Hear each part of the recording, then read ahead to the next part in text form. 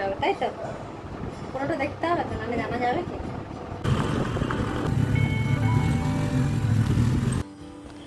Good morning everyone, welcome back to my channel.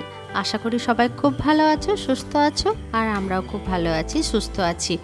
তো thumbnail দেখেই বুঝতে পেরেছো যে আজকে এটা কিসের ভ্লগ হতে চলেছে। হ্যাঁ, এটা জামাই ষষ্ঠী স্পেশাল একটা ভ্লগ। আর আজকে আমরা যেতে পারিনি মায়ের কাছে। আর আমার বাপের বাড়িতে না জামাই ষষ্ঠীটা নেই, কিন্তু মা কি করে, মানে আমাদেরকে জামা কাপড় দিয়ে দেয় আর খাওয়ার জন্য টাকাও দিয়ে দেয়, যে কোনো একটা রেস্টুরেন্টে গিয়ে তোরা খেয়ে নিবি। তার কারণ হচ্ছে যে যাওয়ার জন্য নেমন্তন্নও করে, কিন্তু যাওয়া হয় না, কারণ আমারও স্কুল থাকে আর তোমার দাদা ভাইয়েরও অফিস থাকে, যার জন্য যাই না। তো আজকে সকাল সকাল উঠে পড়েছি।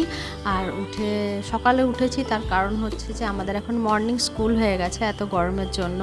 তো উঠে আমি প্রথমে দরজায় জল দিয়ে নিয়েছি, এটা রোজই করা হয়, দরজায় জল দেওয়া হয় সকালবেলা। তারপরে এই যে আমাদের সিম্বা চলে এসছে, তো ওকে বিস্কিট দিচ্ছিলাম, আর তোমাদের দাদাভাই ওদিকে গাড়িটা বের করছিল। তো সিম্বা আমাদের বাড়িতেই সারা দিন থাকে, ওকে শুধু সকালবেলা ছাড়তে হয়, সকালবেলাও বেরিয়ে যায় আর বিকালবেলা বেরিয়ে যায়, একটু বন্ধুদের সাথে খেলা করে আসে, তারপর ও আবার চলে আসে। সারা রাত আমাদের বাড়িতেই থাকে, এখানেই খাওয়া দাওয়া করে। তো ওকে খেতে দিচ্ছিলাম। আর এদিকে তারপর চাটা বসাবো, চাটা বসিয়ে আমি ব্রাশটা করে নেব।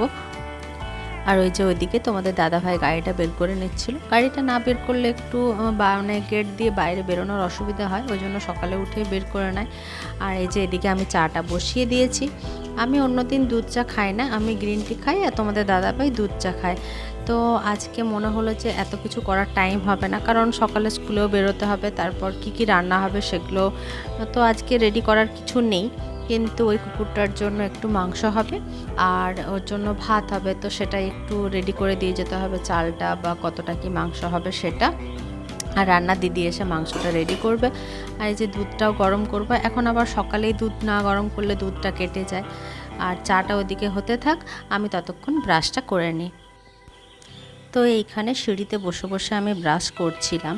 আর আমার সকালে উঠতে এতটা বিরক্ত লাগে যে কি বলবো, মানে আমাকে রাত 3টে 4টে অবধি জেগে থাকতে বলো, আমি জেগে থাকতে পারি, কিন্তু সকালবেলা উঠতে সত্যি ভীষণ কষ্ট হয়। আর এখন সকালবেলা ওঠা মানে প্রায় 5টা 20, 5:30টায় উঠে যেতে হচ্ছে। তারপর তোমাদের দাদা ভাইয়ের নাইট শিফটে ডিউটি হয়, মানে ওই 10টা পর্যন্ত ডিউটি থাকে, তারপর বাড়ি আসতে আসতে 10:30 11:30 বাজে। তারপর খাওয়া দাওয়া করে শুতে 11:30 12টা বাজে। তো তারপরে এত সকালে ওঠা সত্যি খুব ঘুম পায়, যার জন্য আমার মুখটা দেখছো না কীরকম বিরক্তিকর হয়ে আছে। আর ওদিকে চা বসিয়ে দিয়ে ব্রাশ হয়ে গেছে। তো আমি ভাবলাম যে আমি একটু মুখে ক্রিমটা মেখে নিই আর চুলটা একটু আঁচড়ে নিই, তাহলে আমার কাজটা কিছুটা এগিয়ে থাকবে। আর দুধ চাটা আমি অনেকক্ষণ ধরে ফোটাই, নাহলে আমার খেতে ভালো লাগে না। তো ওদিকে দুধ চাটা ফুটতে থাক, আর আমি এই যে মুখে একটু সানস্ক্রিন মেখে নিচ্ছিলাম, কারণ এতটা রোদে বেরোবো তো একটু সানস্ক্রিন ছাড়া বেরোনো যায় না, ঠিক আর বেরোনো উচিতও নয় কারো। আর এখন প্রচণ্ড পরিমাণে চুল উঠছে, মানে এত মাথায় ঘাম হচ্ছে যার জন্য প্রচণ্ড চুল উঠছে, চুলে হাত দিলেই চুল উঠে আসছে। তো যাই হোক, এই যে আমি রেডি হয়ে গেছি, এরপর জাস্ট কুর্তিটা পরবো আর বেরিয়ে যাব। তার আগে একটু চাটা খেয়ে নিই। এদিকে তোমাদের দাদাভাই কি করছে দেখো, ও রোজ এই প্রাচীরটাতে কতগুলো পাখি আসে, তো পাখিগুলোকে বিস্কিট দেয়। আর আমাদের সিম্বা পাখিগুলোকে কিছুতেই বিস্কিট খেতে দেবে না। তো প্রথম প্রথম তো পাখিগুলোকে রীতিমতো তাড়া করতো, কিন্তু এখন কিছুটা ধাতস্থ হয়ে গেছে, ও বুঝতে পেরেছে যে এরা তো খেতে দেয়, তো ও সেরকম কিছু করে না। আর ওই দেখো ওই গাছের ডালে একটা মনিয়া পাখি বসে আছে, ও রোজ কি করে ওখান থেকে দেখে যে কখন খেতে দিচ্ছি, তো খাবারটা দিলেই ও ওখান থেকে নিয়ে মানে আসে, আর খাবারটা নিয়ে আবার উড়ে চলে যায়। অনেক রকমের পাখি আসে, খুব দেখতে ভালোও লাগে। আর এই যে এদিকে আমার চা হয়ে গেছে, চাটা এখন ছেঁকে নেবো, তারপর চট করে চা বিস্কিট খাবো আর বেরিয়ে যাব। সকালবেলা অন্য কিছু আর খাওয়া যায় না, মানে রুটি বা আদার্স কিছু খাই না, আমি শুধু চা বিস্কিটই খাই। আর যখন মানে ডে স্কুল হয়, 10:30 থেকে স্কুল হয়, তো তখন চা বিস্কিট খাই, আর ওই 10টার দিকে ভাত হোক বা ওটস হোক বা রুটি হোক যা হোক খেয়ে বেরিয়ে যাই। তো এখন তো চলে আসি প্রায় 10:30টার দিকে, যার জন্য সকালবেলা শুধু চা বিস্কিটই খেয়ে যায়। তারপর এসে স্নান করে পুজো করে তারপর কিছু একটা খাবার খাই। তো চাটা খেয়ে নিই।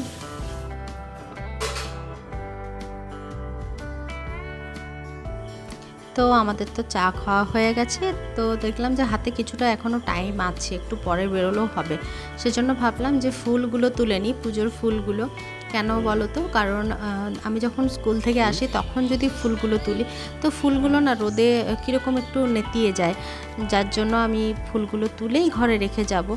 আর এ দেখো বাগানে অনেক রকমের ফুল হচ্ছে এখন, কলকে ফুল, তারপর সাদা টগর, তারপর লাল জবা, চন্দন কালারের জবা, কাঞ্চন ফুল, বেলি ফুল, মানে প্রচুর ফুল হয়। আর দেখতে পাচ্ছ আমাদের বাগানে কত রকমের গাছ লাগানো আছে। আর এই সামনেটায় কুঁদরি গাছ হয়েছে, উচ্ছে গাছ, এদিকে লঙ্কা গাছ। তো মানে ভীষণ ভালো লাগে বাগানটা। আর এই যে এই দেখো মানে পাখিগুলো খেতে এসছে, কিন্তু দেখো সিম্বা ওদের আর তাড়াচ্ছে না, কারণ ও বুঝে গেছে যে এদেরকে এটা খেতে দেয়, তো একে তাড়ানো যাবে না। এই দেখো কত রকমের ফুল তুলেছি। তো চলো আবার ফিরে এসে তোমাদের সাথে কথা হচ্ছে। আর এই যে আমি স্কুল থেকে এখন ফিরে গেছি, আমার স্নানও হয়ে গেছে আর পুজোও হয়ে গেছে। পুজোটা তোমাদেরকে দেখানো হয়নি, তো তোমাদের সাথে আমার ঠাকুরের ফটোগুলো ভাগ করে নিলাম। আর এই যে আমার গোপাল সোনা, আমি নিচের তলাতে আলাদা করে ঠাকুরের সিংহাসন বা ঠাকুরের রুম করিনি, তার কারণ হচ্ছে আমাদের নিচের তলাটা ভাড়া দেওয়ারই প্ল্যান আছে। তো যার জন্য মানে আমাদের ওপর তলায় মানে ফার্স্ট ফ্লোরে সব কিছুই ব্যবস্থা করা হয়েছে, ঠাকুরের রুম আলাদা করে করা হয়েছে, কিন্তু নিচের তলায় করিনি। আর কেন ভাড়া দেবো বলো তো, কারণ ভাড়া না দিলে না বাইরে কোথাও যেতে ভীষণ প্রবলেম। কারণ আমরা যখন যাই বাইরে, তো বাড়িতে কাউকে না কাউকে রেখে যেতে হয়, এটা একটা ভীষণ রকমের প্রবলেম। পুরো বাড়িতে তো আর একা ছেড়ে যাওয়া যায় না, যার জন্য আমরা ডিসিশন নিয়েছি যে নিচটা ভাড়া দিয়ে দেবো। আর তাছাড়া তো বাড়িতে 3 জন মানুষ, তো এত বড় বাড়িটা 3 জনের জন্য মানে অনেকটাই বড়, কারণ দেখো বাড়ি রাখলেই তো হয় না, সেটাকে পরিষ্কার রাখতে হয়, তো সেজন্য ভাড়া দিয়ে দেওয়ারই কথা আছে আর কি। তো স্নান টান হয়ে গেছে, পুজো হয়ে গেছে, আর এই যে আমার একটা পার্সেল চলে এসছে। তো পার্সেলটা তোমাদের সাথে শেয়ার করার কারণ হচ্ছে এটা একটা একদমই অন্য রকমের পার্সেল। তো তোমরাও দেখো কি কিনেছি। রান্নাওয়ালা বন্দিরা থাকতো না, তাদের ঘটনা, মেয়েদের ওপর কেমন অত্যাচার করতো। বইটার নাম হচ্ছে কৃষ্ণ সিন্ধুকি বাই দেবারতী মুখোপাধ্যায়। ওনার লেখা বই আমার সবসময় খুব ভালো লাগে। আর এই বইটা মেনলি লেখা হয়েছে আন্দামানে যেসব বন্দিরা থাকতো তাদের জীবনী নিয়ে, বা সে সময় মেয়েদের উপর যে অত্যাচারটা করা হতো সেগুলো নিয়ে। তো আমি এটা অ্যামাজন থেকে নিয়েছি।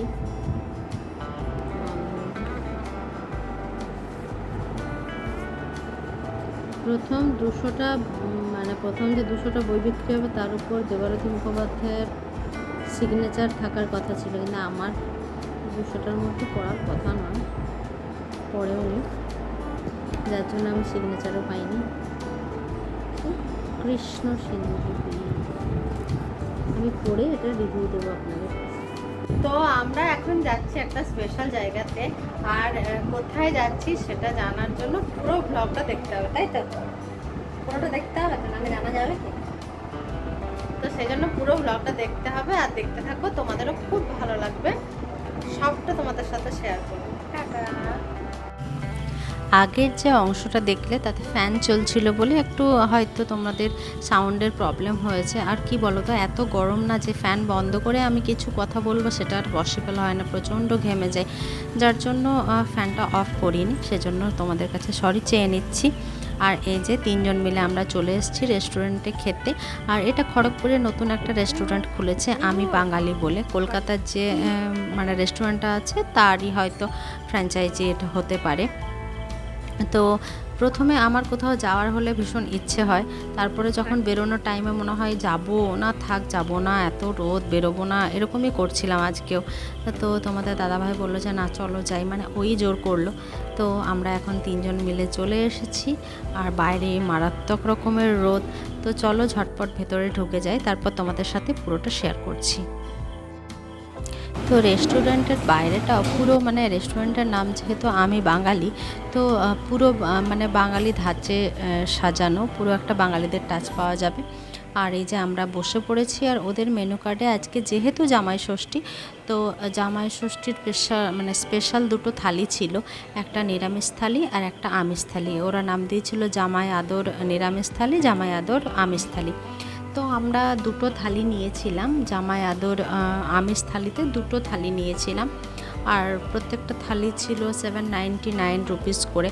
আর এই যে দেখো ভেতরটাও খুব সুন্দর করে সাজানো, কিন্তু একটাই প্রবলেম যে স্পেস খুব একটা বেশি নয়, মানে বেশি নয় ইন দ্য সেন্স নর্মাল দিনে হয়তো বা ঠিক আছে, কিন্তু এরকম স্পেশাল দিনে ওদের সিটিং অ্যারেঞ্জমেন্ট একটু কমই আমার মনে হলো।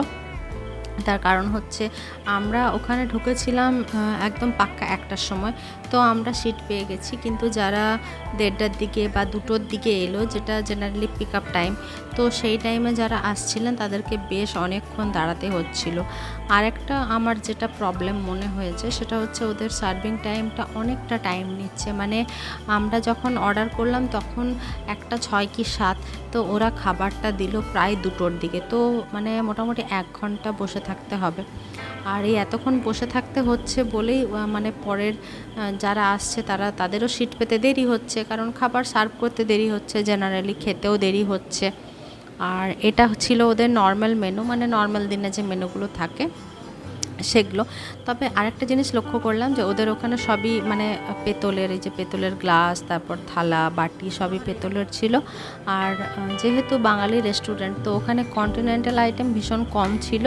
তবে হ্যাঁ, ছিল না একদম নয়, কিছু চাইনিজ ফুড ছিল, তারপর ওগুলোই ছিল চাইনিজ ফুডই আমি দেখলাম, অন্য কিছু সেরকম দেখলাম না। মানে চাউমিন, ফ্রায়েড রাইস এসব ছিল, আর বাঙালি জিনিসই বেশি ছিল ওখানে।